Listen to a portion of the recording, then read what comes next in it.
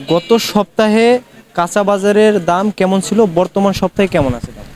গত সপ্তাহে আপনার টমেটো ছিল 160 টাকা, এখন বর্তমানে 140 টাকা। ধুন্দুল আছে 60 টাকা কেজি, গত সপ্তাহে 60 টাকায় আসছিল। ঝিঙ্গা 60 টাকা কেজি। আপনার সিম আসছিল গত সপ্তাহে 140 টাকা, 60 টাকা, এখন বর্তমানে আপনার 100 টাকা কেজি। নতুন আলু 160 টাকা ছিল, এখন বর্তমানে 120 টাকা কেজি। বেগুন 80 টাকা কেজি। জালি 50 টাকা পিস, পেঁপে 40 টাকা কেজি। ছোট কপি হলো আপনার 50 টাকা, 60 টাকা, বড়টি আপনার 70 টাকা, 80 টাকা। বাঁধাকপি 50 টাকা পিস, লাউ 80 টাকা পিস। সকল পণ্যের দাম প্রতি কেজিতেই মোটামুটি ভালো কমছে। একটু হ্যাঁ কমছে, মোটামুটি সব পণ্যের দামই কমছে।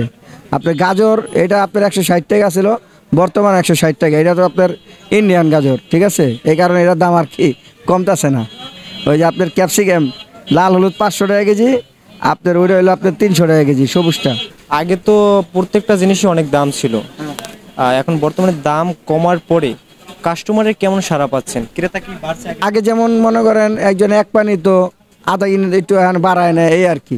যারা মনে করেন নিম্ন আয়ের মানুষ তারাও এখন একটু বাড়ায় নেয়। আগে তো তারা মনে করেন যেটা আধা কি লাগতো আর এক পানি তো, এই আর কি।